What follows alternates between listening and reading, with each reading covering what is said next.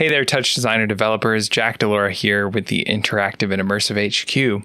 In this video, we're going to build this fun instancing-based effect as an opportunity to dive into the event chop. We're going to use the event chop for its specific capability of generating overlapping events in time, each with their own ADSR envelope and a number of other attributes to control, well, first of all, to generate and control the instances that we see on screen now. So we'll use the ADSR envelope of each event to control things like the rotation, the scale, and the alpha of each instance. And then along with that, we're going to work with a bit of Python to select from a grid of points the specific position that each instance will be generated at. Because we're working with the event chop for this effect, it's very easy to adapt what we're going to build to respond to incoming MIDI data as well. Okay, so we're going to start off with our blank network and begin with our SOP geometry that we'll be making instances of. So what we saw at the beginning of this video was a number of cylinder shapes, and I used the tube SOP in order to generate those. So I'm going to add the tube SOP into my network, and then all I'm going to do here is to first set the orientation to Z-axis because I want it to be facing towards the camera. And then I'm going to head to the detail page where I want to turn this end caps switch on. That will enable me to have caps over each end of the shape and give me the solid that I saw in the beginning of the video. From there, I'm going to use a transform SOP as an easy way to scale down the whole size of this shape. So what I'm going to do here is I'm going to set this uniform scale parameter to 0.025 and hit enter, and that will then reduce the scale pretty dramatically. I'll then add a null to the end. This will be it for my SOP geometry. And I'm going to connect this to a geometry comp so that we can start rendering and creating instances of the geometry. I'll right click on the output of the null and head to the comp page where I will click geometry and place that over to the right. And then before we dive into the full instancing setup, I think it would be helpful to be able to render this and see, what the actual outcome looks like. So I'm going to set up my material, camera, lighting, and render top before we move on to the rest of our network. So I'll start off with the material, which I'm going to use a Phong matte in this case, so that we have a little bit of shading based on our lighting in the scene. So I've got the Phong material. I'm going to set on the common page the blending transparency switch to on so that I can have some opacity with the instances that I'll be generating. And everything else I'm just going to leave at the default. I'm then going to drag this Phong onto my Geo1 comp and hit in the little pop-up parameter material to assign this as the material. And then I can move on to my camera and light. So those are going to be on the comp page. So I've got my camera, and with the camera, I'm going to just move the position slightly. I'm going to end up setting this to a value of 1.75 on the Z-axis, which is basically going to have the effect of moving the camera closer to the instances that I'll be generating at the end. Make sure to hit enter there, and then I'm going to grab my light. And I left this at the default position, but feel free to reposition the lighting if you want, more maybe dramatic lighting, or if you want to add shadows or something like that, feel free to work with that further. Then I'm going to go to the top page of the op create dialog and grab the render top so I can render my output. And now all I should see at the moment is my single, really it looks like a circle, but it is the front of the only cylinder that I'm generating at the moment. So that's great. Now, the final output of the effect that I had at the beginning was in a square aspect ratio, just because the grid that we're working with is also square. So I figured we didn't really need the extra space around it. So I'm going to set the on the common page here for the render, my output resolution I'm going to set to 1024 by 1024. And there we go.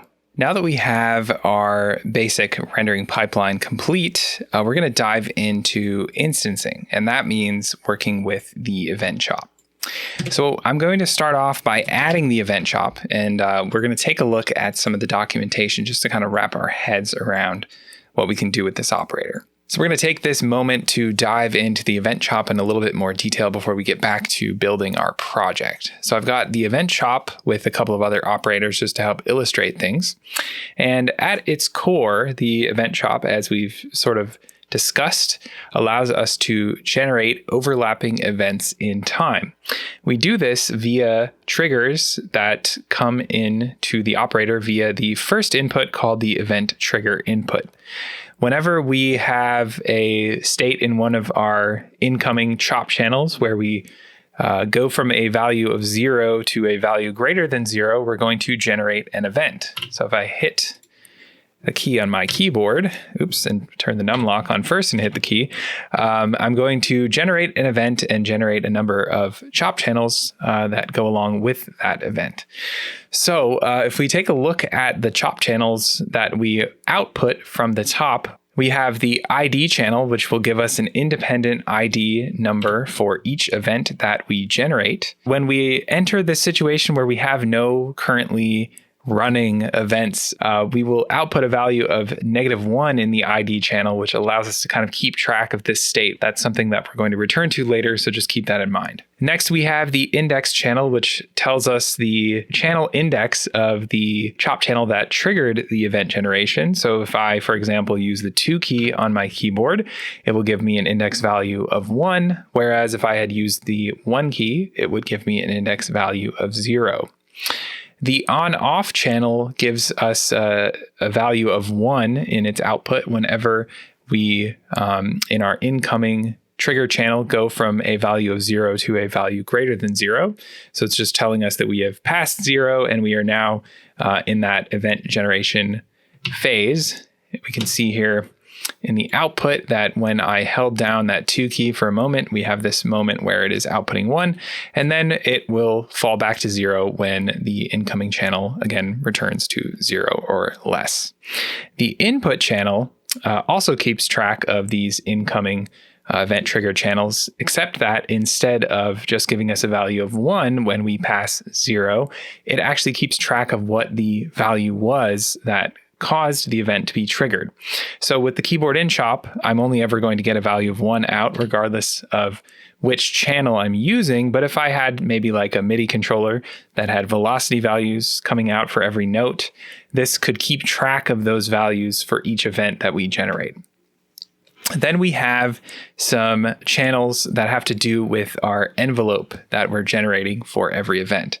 So we have a time channel here, which is keeping track, starting from 0, the number of seconds that have passed for each event that we generate.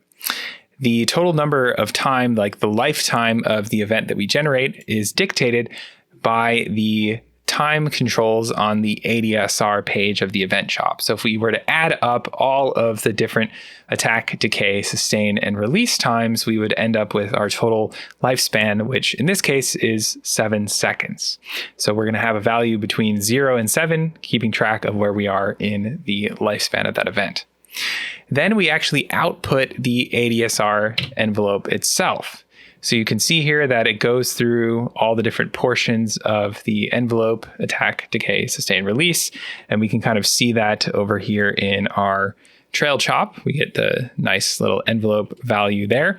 Again, those are going to be independent per event that we generate, and we can use that to control a number of different cool things. The state channel also lets us keep track of things in terms of time. It actually can tell us which portion of the envelope we are currently in.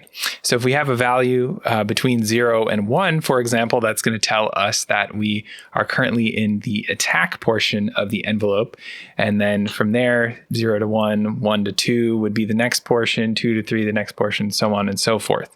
So again, that lets us keep track specifically per event where we're at in terms of the state of the envelope.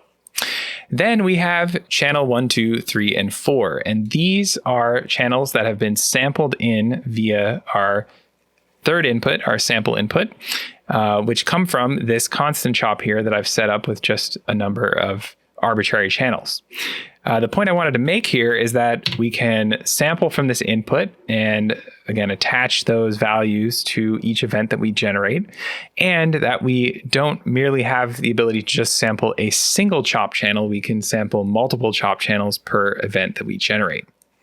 Now, we've only looked at this so far in the state where we're only generating a single event at a time, but I did want to point out too that if I hit the 1 key multiple times, you'll see that every time that I trigger the generation of an envelope, we add a sample to our event chops output, meaning again that we're adding another event that is occurring not consecutively, but at the same time concurrently as the rest of the events that are occurring.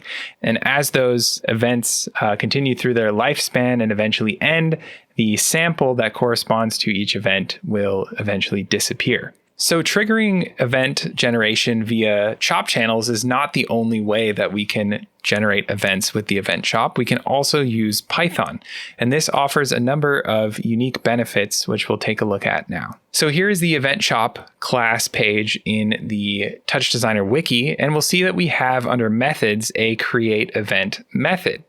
Now, we have a ton of different arguments that we can pass in when we create an event this way, and you'll notice that we can actually specify unique ADSR envelope values per event that we generate, which is something that we can't do via the chop-based method we looked at before. We had sort of global settings, but with this method, we can again specify directly what those values should be. We also have the ability to pass in samples as we create the event rather than having to provide them via the sample input. And in our example today, that is what we're actually going to take advantage of. We're going to use this sample input to easily and I guess more succinctly provide position values for instances that we generate via Python rather than having to work with a bunch of different operator families to kind of convert and provide that data to this operator. So we'll take it back now to our project where we'll start to put this all into practice. First of all, if we're thinking about needing a grid of points that we have to, have defined already, we can simply add a grid SOP to our network. And this is going to be the geometry again that defines all of those points. Now, we have a Python function that's going to expect basically a list of the XYZ point positions of whatever point we have selected. And so an easy way for us to be able to access this, we could, access via a number of methods for SOPs, the sort of position of each point, but we can also do this by right-clicking on the output, heading to the DAT page, and using the SOP2 DAT in order to end up with a table DAT of information, again, which pertains to all of this geometry. So it's going to give us per row information about each point contained within this grid. And thus we get the point position for every point in this operator, which is easily accessible just by pulling a specific row from this table. So again, this is just one way of approaching it, but it does make things easy as you're probably used to maybe accessing different cells in DAT tables in TouchDesigner. If not, don't worry, we're going to cover how to do that in just a moment. So I've got here my predefined grid. I've got the data converted into DAT form to make it a little bit easier for us to access. Now let's come back to the event chop. So I had mentioned that we want to generate these events via Python. And so we're going to need an additional set of operators in order to do that. So just like the event trigger input here, we're going to need some kind of chop or really it could be any number of operators, but we're going to use a chop to trigger the generation of the event via Python. I'm going to use an LFO chop in this case. But again, you could use something like a MIDI device in or any number of operators. So I'm going to grab the LFO. I'm going to set the type here to pulse. And then I'm going to take this pulse and use the chop execute dat in order to run code based on certain conditions in this chop channel. So I'm going to right click on the output of that chop, head to the dat page, and grab the chop execute dat. What I want to do here is to use this on off to on function in order to run this Python code anytime that this input channel goes from a value of 0, meaning off, well, I guess 0 or less, to a value greater than 0, which would mean on. So anytime that we make that sort of transition, we're going to run this code and create an event. So what I'm going to do now is line those up, and then I need to add in one other operator. So I talked about when we looked at the documentation that we want to use the sample input of that, or the argument of the method, create event method for the event chop, to pass in the XYZ point position values to the event chop and have those be the samples that are assigned to each event. One thing that we have to know about the event chop is we need to define those channels via this sample input, even if we are generating the event via Python. So if we have nothing at this input to sample input, and we pass sample data into the event chop via the create event function, we won't see that data appear as channels within this operator. So we need to have something at this third input in order for that to happen. And so what I'm going to do is to add a constant chop. And again, this is sort of a placeholder, but a necessary one. And I'm going to create 3 channels of information and name these X, Y, and Z. And we're going to leave the values at 0. I'm going to then connect that to the third input, and then you can see that those channels have been added to our list here. So now we can come into our chop execute dat code and start writing some Python. So I'm going to open this in my external code editor. Okay, so the first thing that we're going to do before we get into our function definitions is to import the random library. Oh, excuse me, not library. I want to import random.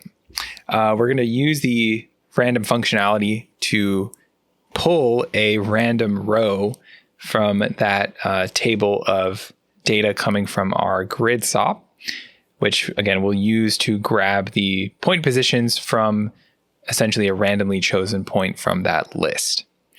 So I've imported that library here so we can have access to it. And then I'm going to set up a couple of variables. So I'm going to, first of all, make it easier to access our table of information. Again, this is the SOP2 dat that contains all that dat data. So I'm going to set my table equal to op, and then open and close parentheses within single quotes there. The name of this operator is going to be SOP21, unless you've added an additional one to your network. So double check that, but it should be SOP21. Then I'm going to want to generate a random row number based on the total number of rows contained within this table.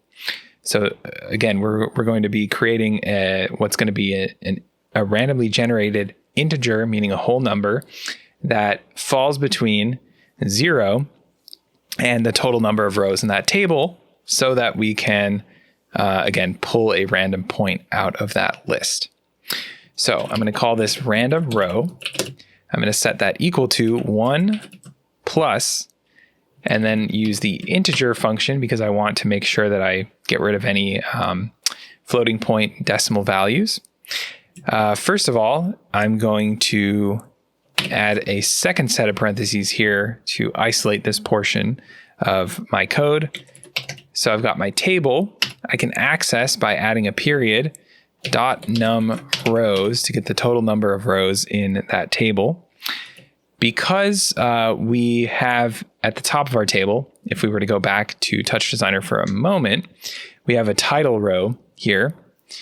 We don't want that to be included in our total number of rows that we are generating this number from. So essentially we're subtracting 1 from the total number of rows that are going to be output here, which you can see is 401, to generate this value between 0 and 400. So if we go back to the code, that's why I'm subtracting 1 from that. And then what I want to do is to multiply this by random, and then we're going to access by using the period, the random method to generate a random value. One thing to note is that the .random method over here will output values that can range between 0 and 1. They can include 0, meaning it can output a value of 0, but it will always be producing values that are less than 1. And that's why we have this 1 at the beginning of our function. We want to make sure that the row that we're generating in the event that this random function does output 0 doesn't give us our table row index of 0, which would correspond to the labels in this very first row. So by adding 1, we're ensuring that no matter what we end up with in this random function, we're not going to supply ourselves with a bunch of text data when we expect to have point positions. Moving right along, we're now going to take this random row variable and use it to pull in specific cells of data from the table. So I'm going to create a number of variables, which are going to be called X position, Y position, and Z position. And I'm going to set X position equal to table, which again, we've set up above, and then use brackets here to pull a specific cell of information. So I've got my random row variable that I'm going to use for the row there. And then I want in the table the P0 column, which is index value 1. That's going to correspond to the X position. Then I can go ahead and copy and paste this table twice, or that row of code twice. So then I can set up my Y position, which is going to be almost the same, except that I want the column index 2, so I can get P1. And then I will set up Z position, which is going to grab column 3. Now I'm ready to actually create my event. So I'm going to access my event operator by typing in op, open and close parentheses, single quotes, and then I want the event1 chop. And I'm going to use, again, the create event method, which is lowercase c and uppercase e. Within the parentheses for this one, I'm going to send in samples. So I need to set samples equal to, and then a list. And so I'm going to add some brackets there to create a list and then type in X position, Y position, and Z position. With that, that's actually all the code that we need to write for this one. So go ahead and hit save. I'll leave this up for a minute so you can copy everything down and make sure that you've got it all written out correctly.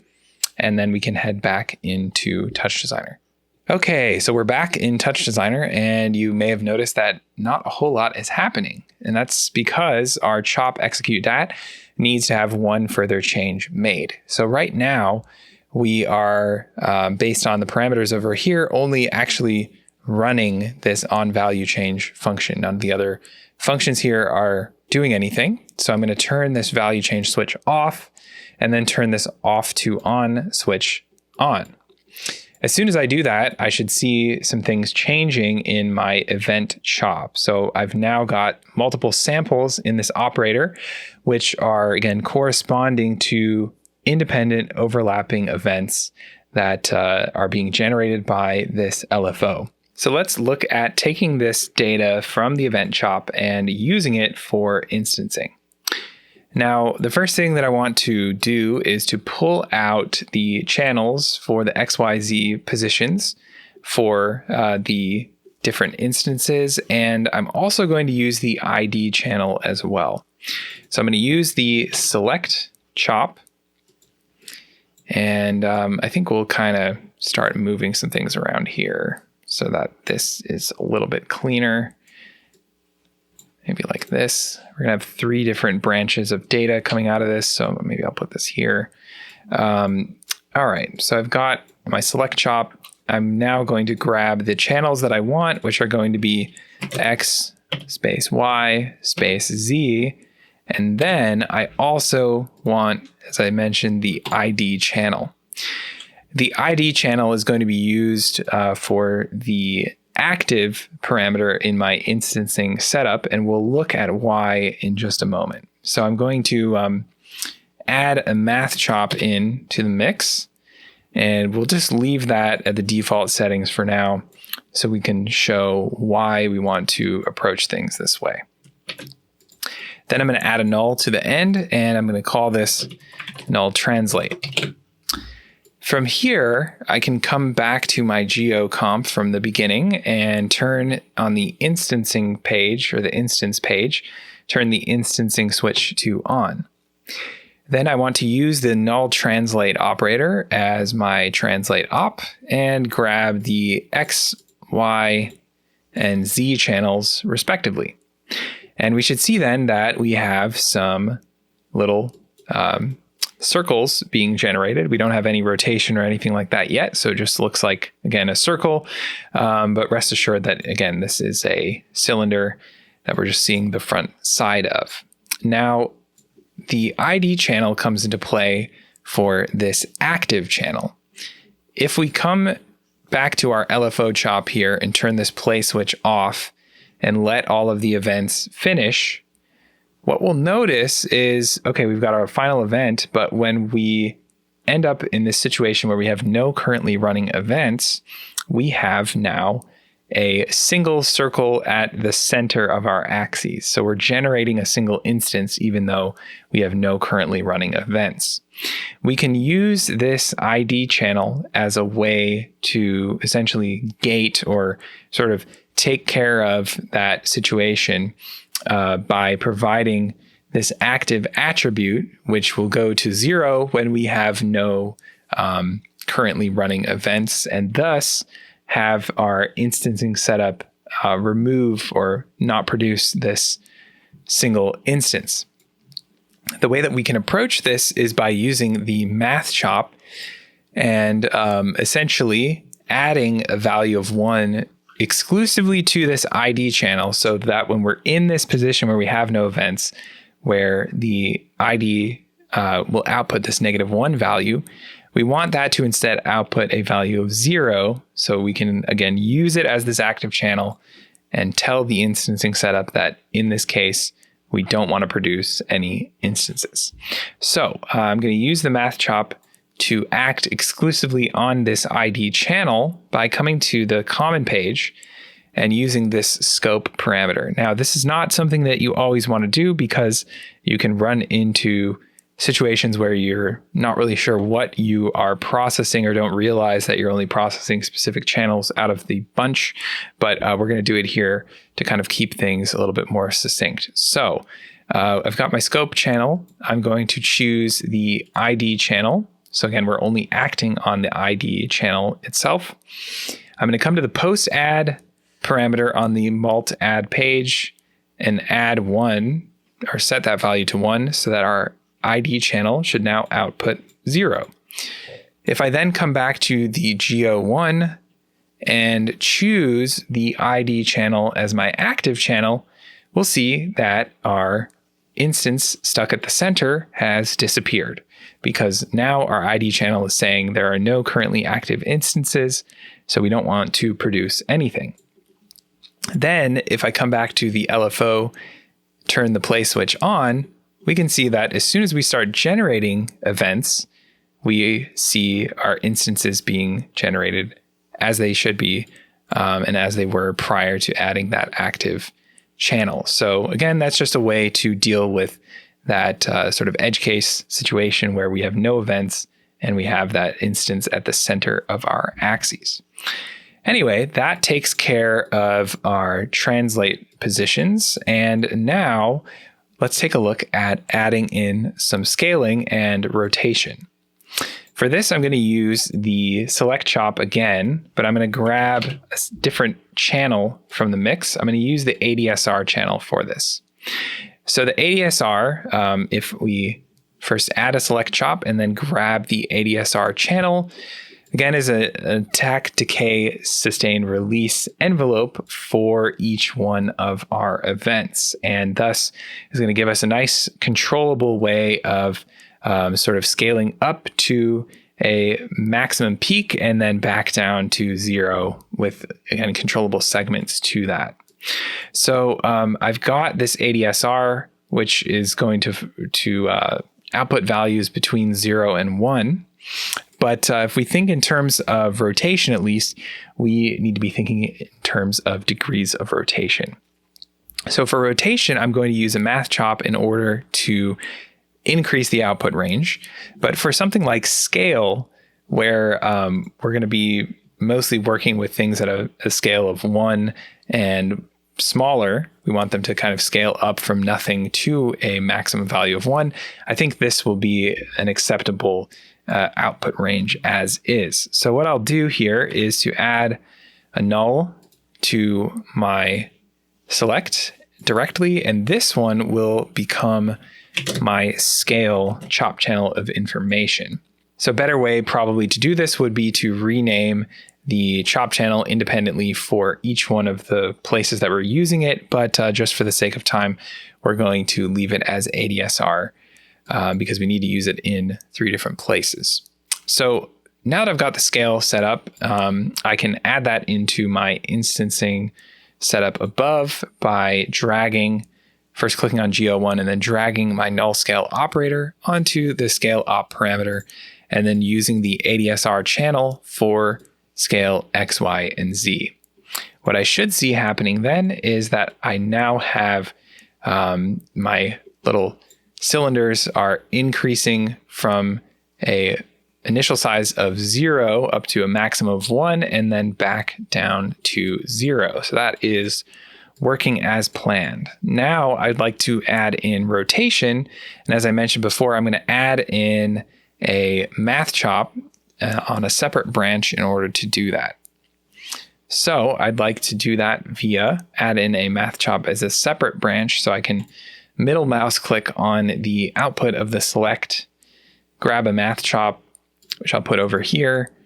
And then in the math chop, I'm going to head to the range page here and change my output range. So I'd like my output in this case to range between 0 and 360 degrees.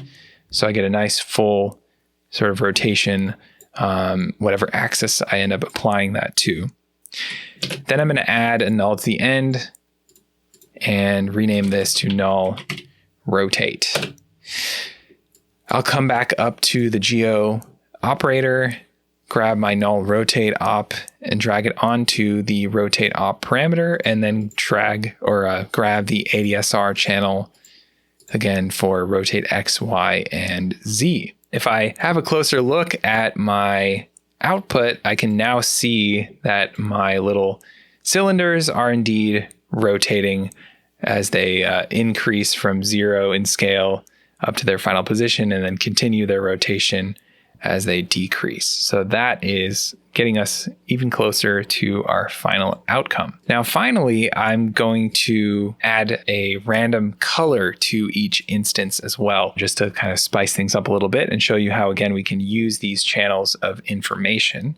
And the way that I'm going to do this is to use another select chop. And in this case, I'm going to grab the ID channel. We're going to use the ID channel as a way to basically look up noise values for each one of the current events that we have, and then apply those to each instance. So I'm going to grab the ID channel, and then I will plug that directly into the noise.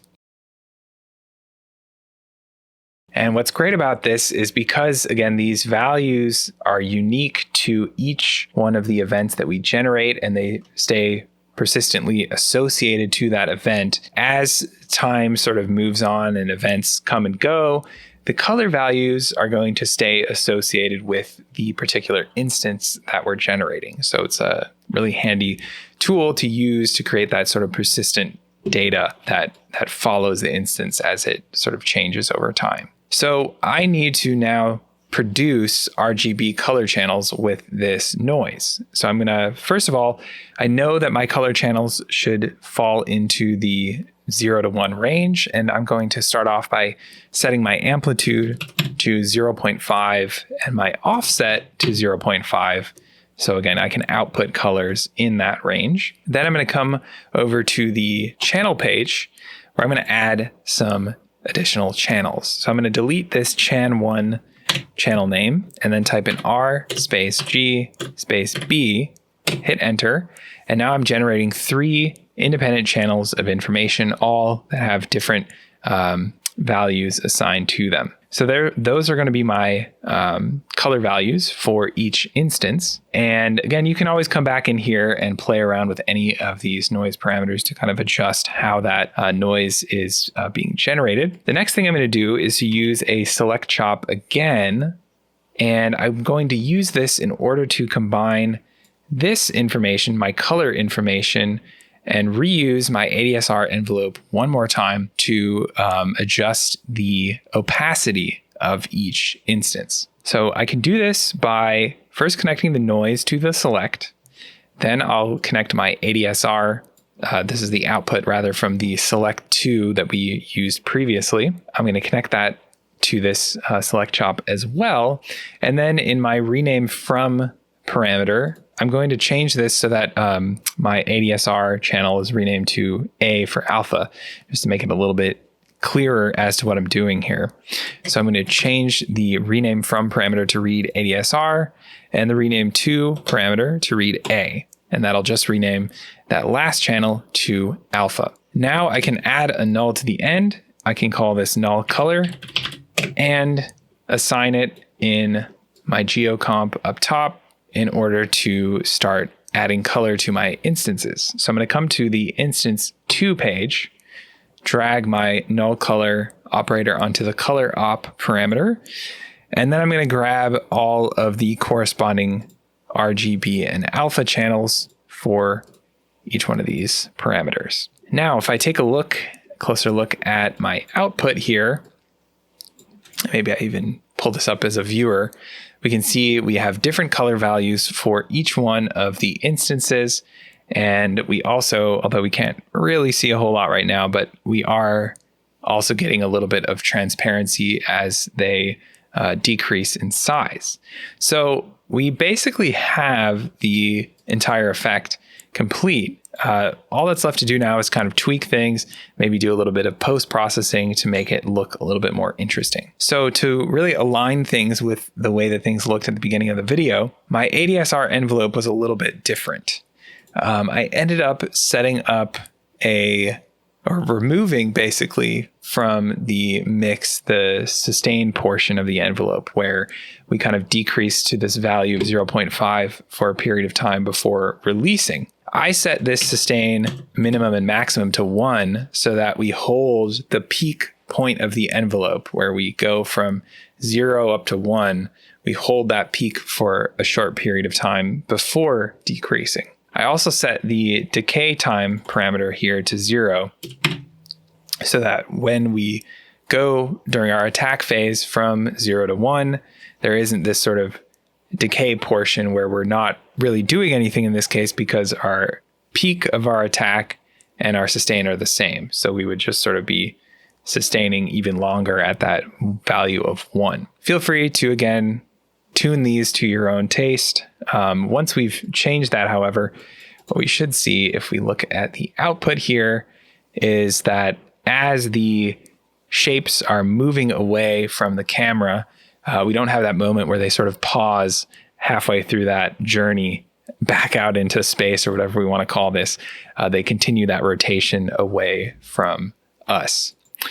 The last thing that I did was to add in a bloom top just to kind of, I don't know, add a little bit of zest to the output. And I set this up so that my pre-black level was set to 0. My pre-gamma was set to 2.45.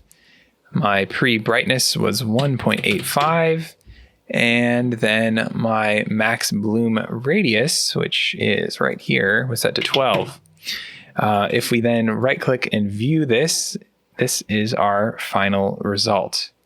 So with that, I hope this has been a fun and useful look at how we can start to use the event shop for generating overlapping independent events in time, and how that again can be applied to things like instancing, and really can be an interesting and useful way of approaching generating instances. Now, of course, you could very simply take this tutorial, as we kind of mentioned earlier, replace this LFO with something else like a MIDI device, or even maybe an OSC connection from another piece of software, and trigger the generation of these events via any number of different things. But for now, we've kind of kept things simple to just show you more how you can use the event shop to end up with this result. So with that, hope you've enjoyed putting this one together. Looking forward to seeing you in the next video. Thanks so much for watching. Hey folks, thanks for watching. If you like our YouTube content, I highly recommend you check out the Interactive and Immersive HQ Pro. The HQ Pro is the only comprehensive educational resource and community for immersive design, TouchDesigner, and creative tech pros. In the HQ Pro trainings, we cover almost any topic you can think of, and we go way more in depth than we do in our YouTube tutorials. We have a private group where Matthew Reagan, myself, and our other industry veteran and pioneer teachers answer your questions every single day. If that sounds cool, click the link in the description to learn more. And if you enjoyed this video, hit that like button, and don't forget to subscribe for more free TouchDesigner and immersive content.